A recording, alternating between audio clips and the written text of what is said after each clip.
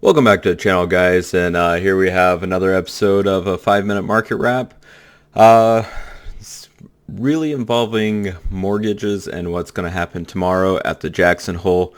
A lot of anticipation for this. I know I've been talking about this all week, but first let's take a moment to hit that like and subscribe button.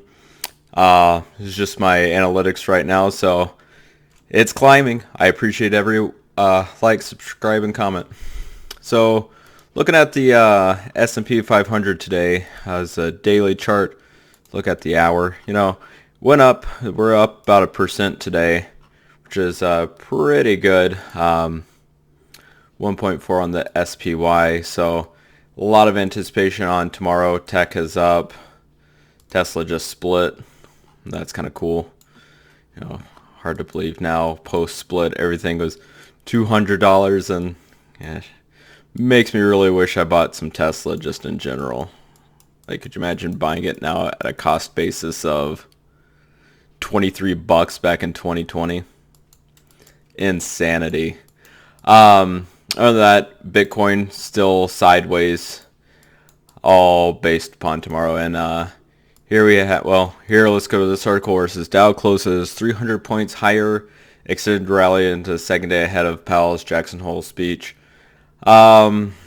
And then there's another article saying Powell is not likely to tell investors what they want to hear in the Jackson Hole. And basically a lot of that is to curb inflation a little bit more. They're going to still raise rates.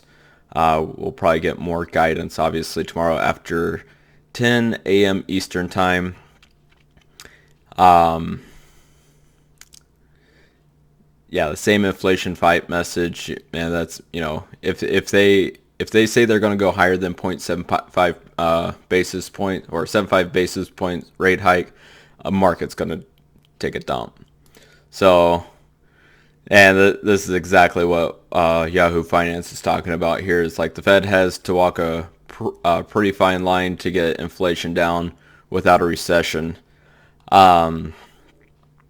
So, with that and inflation and everything is like housing prices. So here, just where it affects us the most in interest rates, here's your trend of interest rates since 1988. And the trend is down. I mean, in my lifetime, we'll see negative interest rates. I mean, this is technically a higher high since November of 2018. So we get a little bit closer look on that. So right there is your mortgage rate back in June, looking at about 5 to 6% for a 30-year mortgage. And right now in the state of Illinois, 6% for a 30-year with a 20% down payment with average credit score. So here's kind of an interesting chart which shows kind of relatively, if I could lay them on top of each other, I would. But basically, your housing prices, and it's a delayed factor, so interest rates practically went to zero, housing prices went straight up. And let's go back to 2020 here.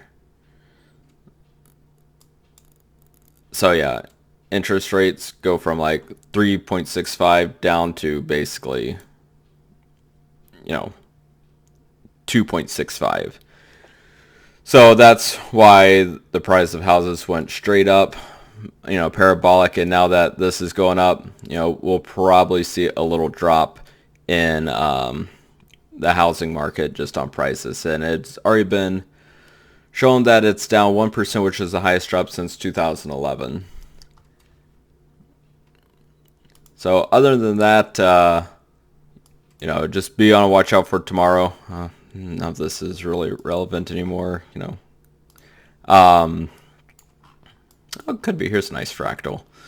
Yeah, just keep in mind if you're day trading, just be careful out there because there will be definitely volatile moves. And I'll probably report back here to do some live streaming or a video at 9 a.m.